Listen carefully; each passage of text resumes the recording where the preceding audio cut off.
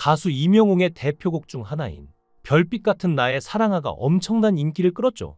현재 조회수도 7,400만 회가 되었는데요. 공개된 지 1년 반이 넘은 지금까지도 사랑받고 있는 이 곡은 최근 다시금 그 숨겨진 이야기가 수면 위로 떠오르며 팬들 사이에서 회자되고 있는데요.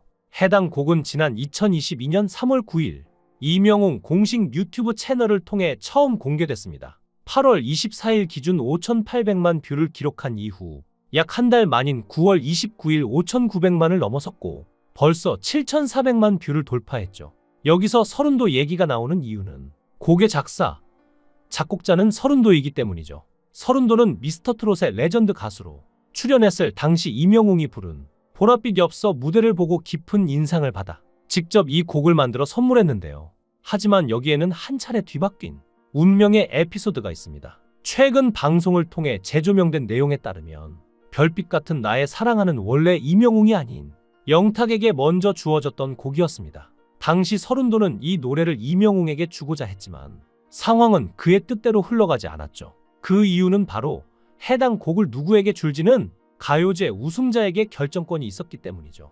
서른도는 이명웅이 우승할 것으로 예상하고 있었지만 뜻밖에도 영탁이 1위를 차지하며 곡의 주인공이 바뀌게 된 것입니다. 영탁은 이 곡을 받자마자 기뻐했고 무대에서도 열정적인 무대를 보여주었습니다. 그러나 이내 서른도가 그를 조용히 따로 불러 사실 이 곡은 이명웅을 생각하며 만든 곡인데 내가 우승해서 어쩔 수 없었다. 한 번만 이해해줘라고 말했다고 합니다. 이 이야기가 퍼지며 영탁의 팬들 사이에서는 분노와 실망이 뒤섞인 반응이 이어졌습니다. 물론 영탁이 불렀다면 지금만큼의 대중적 성공을 거뒀을지 단언하긴 어렵지만 받았던 곡을 다시 빼앗긴 상황은 어떤 입장에서도 쉽게 받아들이기 힘들겠죠.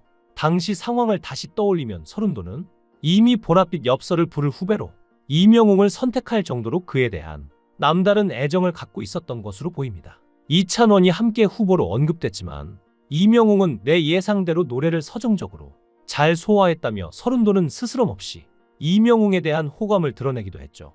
결국 별나사는 이명웅의 목소리를 타고 세상에 울려 퍼졌고 지금도 수많은 이들의 사랑을 받고 있습니다. 하지만 이 곡의 이면에는 여전히 정리되지 않은 감정의 잔상이 남아있는 듯합니다. 화려한 조명 뒤에 가려졌던 이 사연은 곡이 히트할수록 더 많은 이들의 기억 속에서 다시 살아나고 있는 것이죠. 다시 생각해봐도 영탁이 억울할 요소가 많았죠. 실제로 영탁은 스타가 되기까지 힘든 시간을 많이 버텨왔습니다. 1983년생인 영탁은 37세에 유명해진 늦깎이 스타인데요. 지금의 성공 뒤에는 15년간의 힘겨운 무명생활이 있었죠.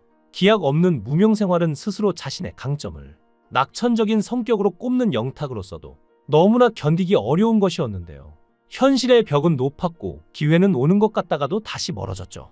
어려움을 거듭하면서 가수를 포기해야 하나 하는 생각이 들었고 스스로도 의심하던 꿈을 지켜준 것은 다름 아닌 주변의 사람들이었습니다. 주변의 믿음과 응원, 그에 감사하는 마음이 화려한 조명이 쏟아지는 자리까지 영탁의 등을 밀어주었죠. 영탁은 안동에서 외동아들로 태어났는데요. 군인 아버지와 공무원 출신 어머니로 점잖은 가풍에서 태어난 영탁은 사람들 앞에 나서기를 좋아하고 말썽꾸러기였습니다. 어른들에게는 혼나기도 했지만 흥이 많고 잘 놀아 친구들 사이에서는 인기 만점이었죠. 원래는 방송인을 꿈꿨는데요.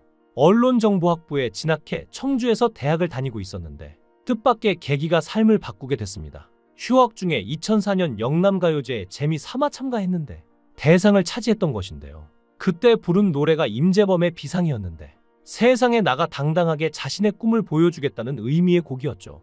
사람들의 환호 속에서 무대에 선 순간은 잊을 수 없는 기억이 됐고 영탁은 가수가 되어야겠다고 결심하고 서울로 상경했는데 그때가 22살이었습니다. 영탁은 2005년 영화 가문의 위기 OST에 참가했고 2007년 사랑한다로 데뷔하면서 발라드 가수로 활동을 시작했는데요. 이후 4인조 그룹 소울, 발라드 듀오 박지 등 그룹 활동을 하면서 드라마 시티헌터, 치즈 인 더 트랩 OST에도 참여하며 활동했죠. 2009년에 SBS 스타킹의 그룹 소울로 출연해 가창력과 모창 실력을 선보이며 우승했고 2013년에는 히든싱어 휘성편에 출연해서 3라운드까지 올라가며 조금 눈길을 받기도 했는데요. 하지만 큰 소득은 없었다는데요. 택배 아르바이트, 대학교 실용음악과 시간 교수 등을 하면서 틈틈이 생활비를 충당해야만 했죠. 여전히 가수로서는 무명이었고 고정 수입은 제로였으니 월세 낼 30만 원도 없어서 사촌동생 집에 얹혀 사는 처지였죠. 30이 넘어도 무명을 벗어나지 못하자 좌절감이 들었는데요. 가수가 되면 무대에 서거나 TV에 나오면서 멋지게 포장된 삶을 살 줄 알았는데 그러기는커녕 여태 아무것도 이루지 못한 스스로가 창피해 가수라고 나서기도 싫을 정도였다고 합니다. 결국 2014년에는 가수 일을 잠시 접었는데요. 비록 가수로 빛을 보지 못했지만 영탁은 실력 있는 싱어송라이터였기에 보컬학원 강사와 보컬 디렉팅 아르바이트를 할 수 있었습니다. 박효신, 플라이 투 더 스카이, 환희, 다비치, 슈퍼주니어 등 여러 유명 가수의 작업을 돕거나 애니메이션 OST를 부르기도 했죠. 영탁은 2016년까지 총 7장의 앨범을 발표했는데요. OST에 참가하거나 방송 출연 기회를 얻을 때마다 희망을 품었지만 거듭 소속사 사정이 나빠지거나 여러 문제가 생겨 계약을 해지하게 됐습니다. 계속 실망을 맛보면서 포기하고 싶은 유혹에 사로잡히기도 했죠. 하지만 스스로도 자신을 믿지 못할 때 오히려 주변 사람들이 그를 붙잡은 것인데요. 영탁의 지인들은 영탁에게 밥과 술을 사주면서 너 가수 일 잘하는 것 같으니까 좀 더 버텨봐라고 북돋아줬고, 부모님도 무심한 듯한 성정에 애정을 담아 응원해 주었죠. 어머니는 너 그래도 작년보다 오늘 더 노래 잘한다며 지나가는 듯한 말로 아들의 발전을 칭찬했고, 군인 출신인 아버지는 내가 아직 노래 실력이 부족하다, 내가 부족해서 안 되는 거니까 더 열심히 해서 더 좋은 가수가 되도록 노력해라, 알았나? 라며 다그치듯이 말씀하시며 응원해 주셨죠. 영탁은 주변 사람들의 응원 덕분에 한 걸음 더 내디딜 힘을 얻었는데요. 그렇게 영탁은 2016년 누나가 따기야로 트로트 가수로 전향했습니다. 함께 음악을 하던 친구들이 뽕삘이 있다며 트로트를 권유하기도 했고, 가수 활동을 쉬던 중에 트로트 작곡을 시작하면서 흥미를 갖게 됐기 때문이었죠. 흥이 많고 낙천적인 자신의 성격에도 잘 맞을 것 같았다는데요. 영탁은 누나가 따기야에 이어 우리 정말 나쁘다로 서정적인 트로트를 선보이며 활동하다가 2018년 KBS 아침마당에 출연할 기회를 얻었습니다. 뛸 듯이 기뻤지만 청천벽력 같은 일이 일어났는데요. 함께 기뻐해 주시던 아버지가 갑작스레 뇌경색으로 쓰러진 것이죠. 아버지는 이 일로 몸의 왼쪽이 마비되는 후유증을 얻게 됐는데요.